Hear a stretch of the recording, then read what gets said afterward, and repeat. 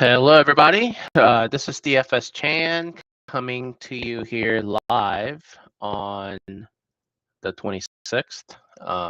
It's a Friday night. Hope you guys are having a good night so far. We have another 5-game League of Legends DFS slate, which is very exciting. Just as a quick recap from this morning. There were a lot of upsets. There were some upsets. I was inaccurate about FPX. They showed some. They were a little bit better than I thought, but at the same time, I just don't think it was more on them rather than their opponent. But I digress on that. But I had a long stack of T1 just based on I knew they were gonna I think I said it on the video, but T1 has looked pretty good even in their loss against Genji. I liked them quite a bit because I saw that the ownership was coming up on OMG and BLG and so forth. So just from a sheer DFS game theory standpoint, I think T1 was fairly underowned based on their odds. So I had a lot of T1 and it worked out in my favor. I didn't take anything down, but it was still a profitable slate for me. Hopefully we continue rolling tomorrow morning. So yeah, let's dive in. But before we do that, if you like my videos, if you like the content that we put out, please hit the like button and then subscribe to the channel for TrueDFS.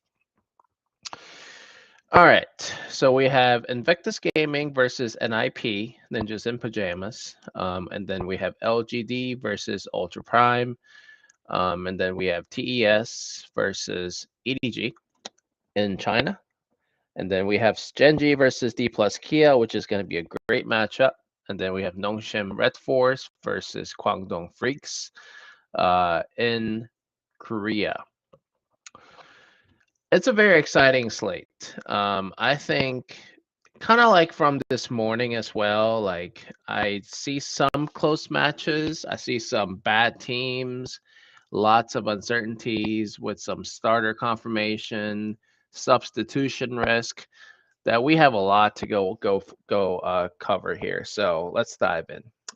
For the first game, it's Invictus Gaming versus NIP. We have Ninjas in Pajamas. I have them actually projected to finish in top 6 this year for LPL. I think Aki at jungle has been playing much better. I frankly think he is a better jungler than Tianjin, IG's jungler. So I think they have an advantage at jungle for NIP. And in the bottom lane, I think it's a wash between Xiao Yuji Wink versus Photic Joe. But in every other lane, I think Rookie overcrying for sure, in my opinion. And then YSKM versus Shanji is a tricky one. I think YSKM has a wide range of outcomes where he had some really good games 2 years ago and some last year, but then he had some really bad games last year as well. I think part of the fallout was for the whole team, not just him, to be fair, for IG, but still, I do think Shanji is a lot more consistent than YSKM. So I mean, I think it's a wash. I think YSKM definitely has a lot of talent, but we'll see if that comes to play today. But yeah, overall, like Ninjas in Pajamas really should win this. I mean, I think Aki, Rookie, and then Photic and Juo, I mean, they can definitely hold their own. Xiao Yuji is an interesting one. I think that's the biggest question mark in my opinion because we just haven't seen him enough compared to other players on this team. He had a pretty good game last game, but then it was against Ultra Prime. IG won their game against Ultra Prime, and then NIP won their game against LGD. Both Ultra Prime and LGD are not good teams that I'll talk about here in the next game. Scheduling, it's been interesting for LPL, by the way. Just real quick, just the pause there. Like I think this morning, the same 4 teams have been playing against each other. Like the first 2 games were basically played amongst 4 teams, just I guess round robin style, really. Like and tomorrow morning they're doing the exact same thing scheduling wise. I told you IG played against Ultra Prime, NIP played against LGD, and now LGD is playing against Ultra Prime, and so forth. So, yeah, it's kind of weird. So anyway, but I do think that kind of gives me a little bit of a data to look at. I think NIP's win against LGD was not a lot, was a little more impressive than IG's win against Ultra Prime by looking at the numbers and metrics. That tells me Ultra Prime's not very good. And I'll tell you why that here in a second. And that, obviously pushes me to pick LGD in that second matchup. But for this matchup between IG and NIP really should win. IG had an easy opponent. Their metrics look good, but I think they are overrated and padded against by the sheer fact that they played against a bad team, and Ultra Prime might be one of the worst teams in the LPL. But yeah, so I think NIP really should win this. In terms of the kill upside for this matchup, let me see. Total kills over under is set at 24.5. And I'll share this data in the premium section of TrueDFS website, as well as some other plays and favorite bets and so forth. So come check it out if you're interested. But combined kills per minute was set at 0.65 plus I think 0.68, which is kind of low given the LPL teams, but that's just based on a 1 series sample, so it's not really representative as to how these teams like to play, because last year both teams played really fast. I think IG had a CKPM of 0.93, and then NIP had a CKPM of 0.82, and I'm picking NIP to win here tonight. So I'll pause there. Let's see. Yeah, Jolly, I agree. FPX did it last night. IG does. So yeah, let's dive into that LGD matchup, the second matchup of the slate. LGD versus Ultra Prime. I don't know what more I can say other than that this is a shit game. I do think there are a few players that are pretty good. I mean, maybe not pretty good. Mediocre, can be pretty good. I think Meteor is a pretty good player. Hai Chao is okay. Kepler has been very, very disappointing and underwhelming in my opinion. So, and then Birdall came over from LCK, having a hard time getting used to this the new play style and trying to find their identity for LGD. But then you have Ultra Prime on the other side of the matchup, who, like I said, one of probably is rated as one of the worst teams in the LPL. We have Yukai starting again at mid lane, who had not played in the LPL for a very long time, and we have Doggo and Jue in the bottom lane, who come out rated as probably the worst bottom duo in the LPL, just based on the metrics last year and this year as well. Just looking at the rosters comparatively, Hacker, he's okay. I mean, I'd like Meteor and Hacker. I think the best position in this matchup is the junglers for both teams respectively. Um, but what can they do when their teammates in other lanes are pretty bad? So I think it comes down to whichever team makes fewer mistakes in this kind of a matchup, because there will be mistakes made. There will be mistakes. There will be missed team fights and so forth. I think in the top lane that we didn't touch on, Decade looked okay, but then, like I said, they played against was it Invictus Gaming? Yeah, Invictus Gaming. So um, I don't know what to say about that one. I think these teams are okay. I think they're pretty evenly matched. I do think Ultra Prime was not very impressive. I do have to give an edge to LGD. I have a lean on LGD here to win. I think Ultra Prime is much worse than LGD just based on what I saw last year with Doggo and Jue, and Yukai was not very impressive in their loss against IG. Um, so I'm gonna pick LGD to win here tonight. I think um, I think LGD is gonna go pretty underowned in my opinion. Kind of like T1 last night. That's kind of the sense I'm getting after like talking to some people about this slate. So I think LGD is a good pick.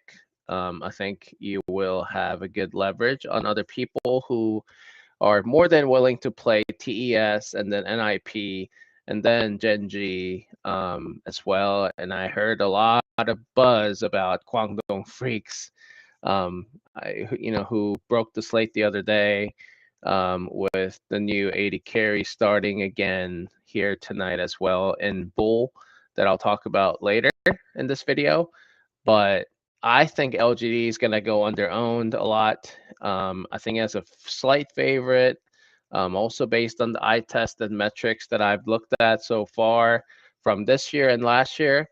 I like LGD quite a bit. I think I'm going to go pretty heavy on LGD. So I think LGD is going to be the straw that will break or make it for me on the slate. So yeah, that's what I'm going to go with. Oh, and then the kill upside. This has the highest kill upside, at least based on the Vegas odds. The total kills over under is set at 26, which is the highest among the 5 games on the slate. In terms of the combined kills per minute metric, it's the same thing as the first game, 0.68, 0.65, because these teams played those teams in the first matchup. And then last year, I saw their kill pace as well. Both teams tended to play fast. I think LGD had a 0.83, and then Ultra Prime had a 0.91, which is really fast. But then LPL teams tend to play fast and high kill upside. So but yeah, nonetheless, I think it has a good kill game environment. I'm gonna go heavy on LGD, who I think will win tonight. All right, the third matchup is Top Esports versus EDG. Both teams are pretty good. I think these are the top. Both teams are the top half of the LPL in terms of talent and skill wise. So I think it's gonna be an interesting one. So we'll see. Uh, I think Top Esports is gonna win. I mean, I don't know about you guys. I think Top Esports has a lot more talent. I think every single lane favors Top Esports, except for the top lane, maybe. I think Tian is better than JJ, at least based on the metrics from last year. Tian had a better earn gold per minute EGPM. I think this year, like so far, from the ways that from the first games that they played in respectively, I think Tian still pretty good jungler. JJ, who used to be a really good jungler, kind of fell off last year a little bit. I think both are very, very solid, at least based on the way that they performed in their first games. I know Top Esports lost to BLG, and BLG, like they are the top two teams along with JDG and the LPL. So I'm not gonna knock him down too much on that because he had to go up against June, who you saw this morning is probably the best jungler in the LPL so far, even better than Kanavi at the moment. I just haven't seen Kanavi because JDG has a lot of I think they had some scheduling or some other logistic issues, so that they have not played a game for JDG. But BLG's jungler June is definitely by far the best jungler that I've seen so far in the LPL. Tian had to go up against him in the first game, who they lost to. So I'm not gonna knock him down too much for that. And then whereas EDG's jungler, they played against RNG. RNG, you saw them play against BLG. I think Wei, the jungler for RNG has been playing pretty well. I think metric wise as well, you see Wei has been playing pretty well. JJ just didn't look that dominant over Wei. I think um, EDG definitely had that game. I think it was game 2 or game 1. I forgot which one, but definitely had it in the bag. And they just blew it. I think it was like a 15-minute mark for EDG. And I blame that on the jungler there, because I think I saw a team fight where he just not secure enough of a vision and so forth, like just the basic stuff that the jungler should be doing, where he kind of lacked. And that can be fixed throughout the season. I mean it's the first game of the season, so I'm not too worried about that. It's not more of a fundamental mistake that he cannot fix. I mean, he's a good player still, and he will fix that along the way. But that's a long way of saying Top Esports lost to BLG. I mean, really should be forgiven just based on the way how well BLG has been playing, not only this season but last season as well. I do think Tian better than JJ. Jackie Love definitely better than Leave so far. Cream over Fisher is an interesting one. Fisher has a lot of uncertainties and question marks surrounding him coming into the split, but Cream is a well-known one, and he played really well. He played pretty well against BLG in that matchup, I think. So given all of that, I think Allah definitely has an advantage over 369. I'm not a huge 369 fan, but I haven't seen Allah carry a team to victory in this meta or the last year's meta. It's really hard for top laners to make that much of a difference, that big of a difference, comparatively, whereas the junglers and the AD carries can do so, in my opinion. So um, I think that advantage has, it's a lot reduced there. So I prioritize a lot of the junglers and AD carry and support, as mentioned before on my previous videos. So given all of that, based on that, I think Top Esports really should win here tonight. I think EDG's upset path will need to be through the top half of the map. I think the bottom half, Jackie Love, Mako, are definitely better than Leave and their new support for EDG Vampire. I think it could happen, but I think 8 or 9 out of 10 times, I think Top Esports really should win through Tian and Jackie Love and Mako. I think Cream will be just fine against Fisher. So I like Top Esports. Now, in terms of the kill upside, total kills over under, it's at a 25.5, or 26 if you want to round it up, which is about the same as the LGD versus Ultra Prime matchup. So this has a good kill game environment, high kill pace, combined kills per minute set at 0.78, 0.75 for TES and EDG respectively, which is higher than the first two games that we just talked about. Now, last year, both teams played pretty fast as well, 0.80 and then 0.87 kills per minute on average for these teams respectively. So yeah, I think all 3 LPL matches have the potential today to go off. Whereas I think for LCK games tonight do not, in my opinion. I know some of you guys are projecting the Guangdong Freaks versus Nongshim Red Force in the LCK to go off, but I think it was more of a anomaly that Guangdong Freaks scored really well last game. So, but yeah, I'll dive into that here shortly. But yeah, I think it's an LPL night. I think you kind of have to get the LPL stacks correctly for you to do really well tonight, even in cash. So yeah, like I said, I'm gonna pretty heavy on LGD, but in this matchup particularly, TES should really win here tonight. Before I go into the LCK, I will take some questions. Let's see. Jolly says, I'm leaning towards playing Genji. What do you think?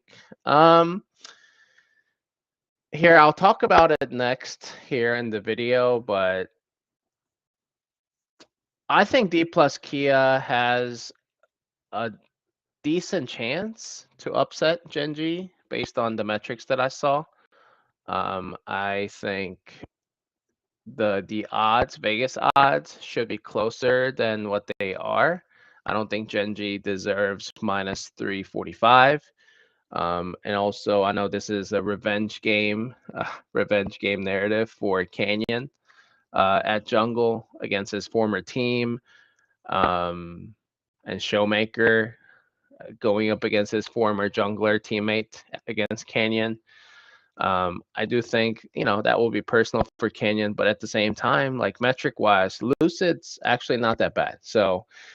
Anyway, so yeah, I mean that's one way of saying it. I think um, D plus Kia has a pretty good chance at upsetting Genji, and second, this one has the lowest kill upside among the matchups. So I think in terms of the kill environment, low kill environment, this definitely grades as the low kill setting. So, I think for cash, maybe I think Genji makes sense, but for GPP, I think this is the matchup to avoid, to fade if you are looking for that. So, um, let's see. So, all right, let's go into the LCK matchups. We have Genji versus D plus Kia. Like I said, I think D plus Kia has a pretty good shot at Genji. I think some people are surprised by that, just given how well Genji has been playing. But same for D plus Kia. Like D plus Kia has been playing pretty well. These are new teams, and so things can falter at times. But for Genji, it's really been the story has been the newcomers that joined Genji, like Keen in the top lane. He's a newcomer for Genji, but his metrics actually do not fare as well as Kingen. Like Kingen actually has better EGPM, and I think better other metrics that I saw. I think at goal difference at 10 minutes or something like that. Better than Keen. So Kingen actually has a pretty good advantage here so far. Kingen is not that bad of a top laner either, right? It's not like he's a scrub. He's been in the LCK for a very long time, and Keen has been as well. So I think it's more of a wash. Whereas some people may think Keen is better than Kingen, but not this year so far. Like not the way that Keen has been integrated into this Genji team. I think Kingen has a better role for his team in D plus Kia. Um, they're asking Kingen do quite a bit in the top lane, holding his own. Whereas Keen is trying to do the same thing, but just has not been doing as well as Kingen. So I think that's an interesting comparison there. And then Canyon and Lucid. Lucid is the new, rookie phenom that's supposed to replace Canyon, who leaves a big shoe to fill for D plus Kia. But he's been pretty good. I mean, he's been pretty good. I think uh, there is a chance that he might crumble against his, predecessor at Jungle, but I think he'll show up. I mean, so far he just has not played scared. I know his metrics are not as good as Canyon's technically, but I think their overall jungle control percentage for D plus Kia, if you go look at it on Oracle Elixir, that's where I look at the data. Lucid's or D plus Kia's jungle control percentage is actually not that bad. I think it's actually up on Genji, surprisingly. But I know Canyon's individual metrics are better than Lucid's. So we'll see how that pans out. But and then Showmaker Chovy, that's a classic mid laner matchup for LCK. Um, both players have been playing pretty well. Chovy's been excellent. Showmaker has been pretty good, pretty great. So I think that's more of a wash there. I don't think that, I think both players obviously, have the skill sets to be able to make plays for their teams and so forth. But in the bottom lane is what it gets interesting, right? I like the way that Lehens has been a lot more vocal and active for Genji, because really, like, other players are not on that team. Canyon, very quiet. Chovy, quiet at times. Pays, very quiet. I think Lehens really needs to be the signal caller for Genji coming into the season, and he has done that. You saw the voice comm for Genji when they beat T1. Lehens has been very, very active and so forth. So I think that was a good addition, and I think Pays and Lehens have been pretty good, or really good actually, for Genji. And they're going up against Aiming and Kellen. I think Kellen leaves a lot of question marks. There were a few games this split so far that I've seen Kellen play very well, and then also very bad. I think the range of outcomes has been, is really high. It was really wide for Kellen, but Aiming has been playing just his lights, like his playing his like playing out of his mind, like playing lights out. I love this guy so much, Aiming. I think he's been stuck on a bad team. I think he can be better than Gumayushi and other LCK 80 carries that get the credit that he doesn't get, but I think he fully deserves it. As long as their jungler is competent, I think Aiming is a great player who can make plays for you, especially in the late game, where I think this is where this matchup is heading. Just given how conservative that I'm expecting these guys to play. I think that also, results in lower kills and so forth when these two teams meet. They tended to be lower in kills historically. And then Canyon, I think he's going to play a little more conservatively going up against former team. So all in all, I think it's going to be low kill game. Now, who do I think will win? I think Genji really should win this still, just based on their recent form. But like 80 carry, top lane, I think Aiming and Kingen could be the difference makers and could be the D plus Kia's win conditions to be able to pull off of an upset for D plus Kia over Genji. So I don't think I'm gonna play a lot of Genji. I know a lot of people are talking about it. But I think D plus Kia is really good. Like, D plus Kia is now being graded as the top 4, at least, team in the LCK. This seems like to me like T1 Genji that we had about a week ago. I think now Genji is that big dominant team that everyone's going after. That D plus Kia then can definitely chew them off a little bit and kind of see what happens early game.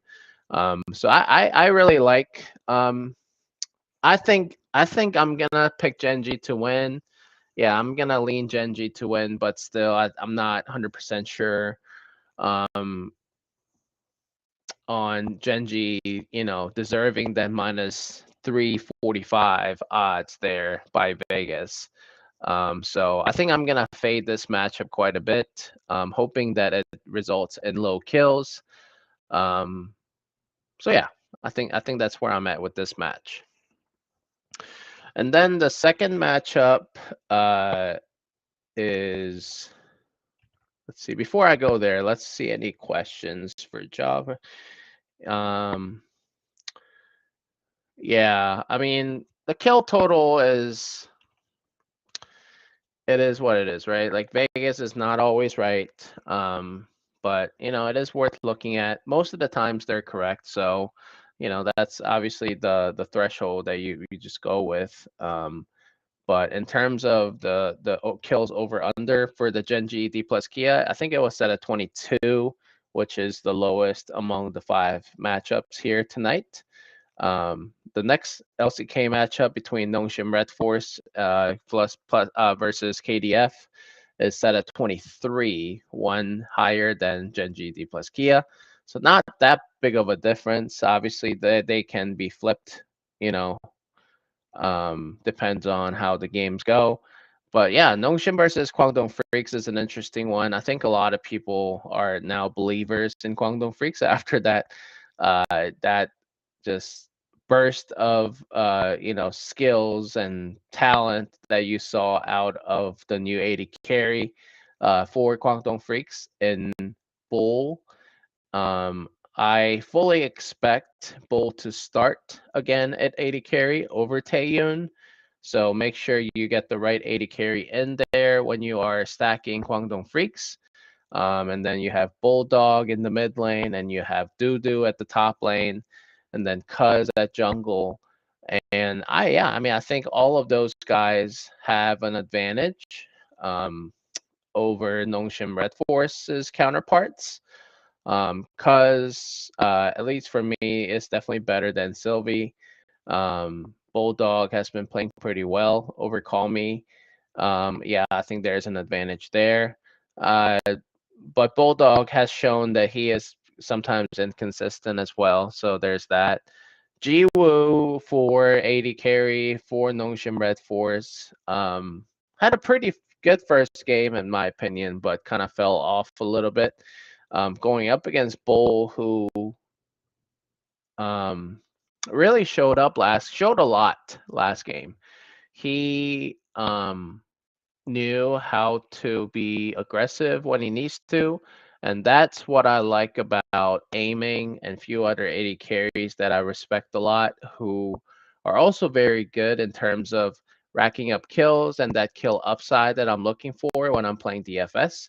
And Bull has that. Bull has that.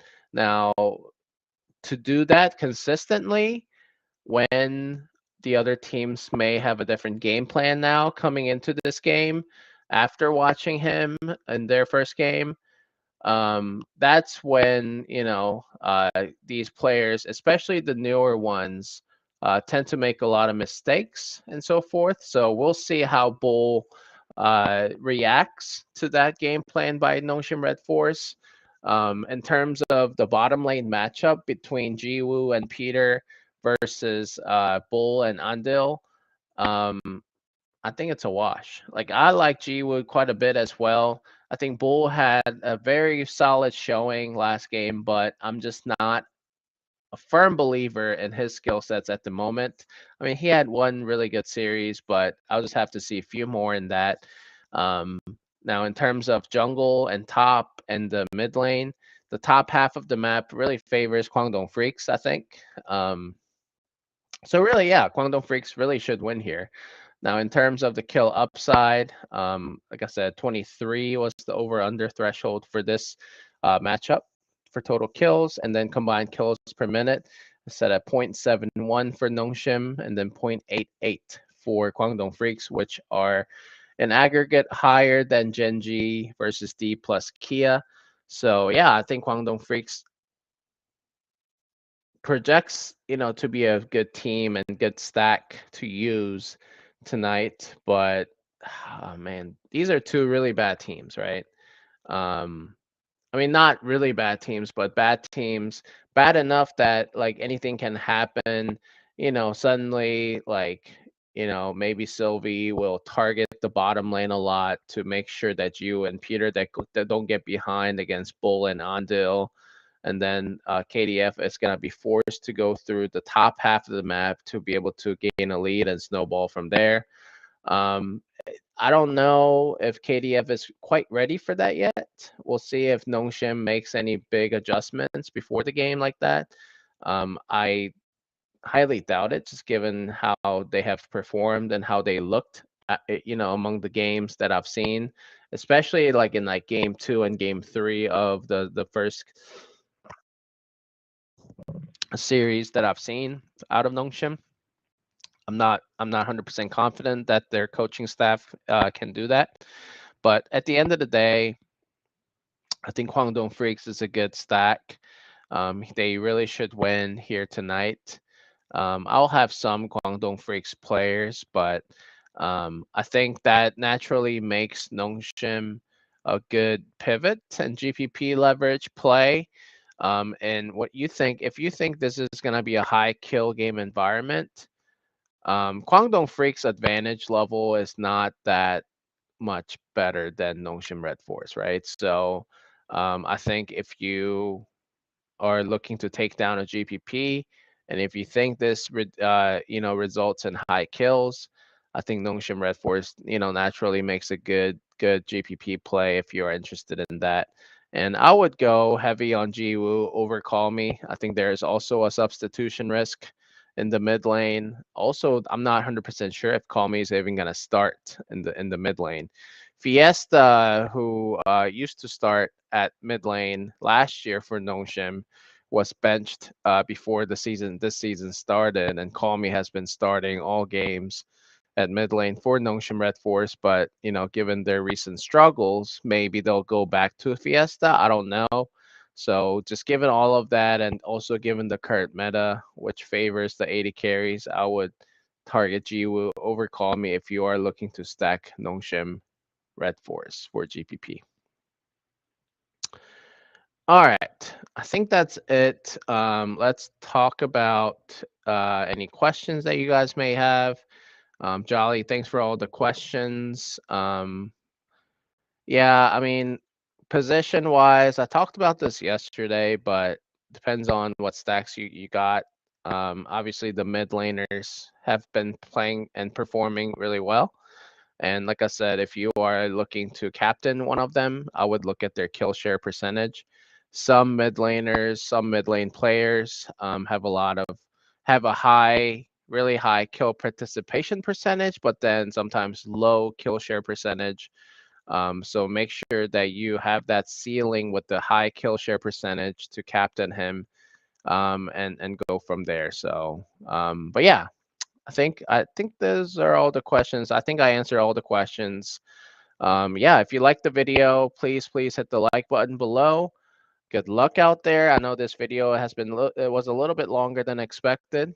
So yeah, good luck out there. Let me know if you have any questions. Holler at me at DFS Chan. Yeah, good luck, and I'll see you tomorrow. Bye bye.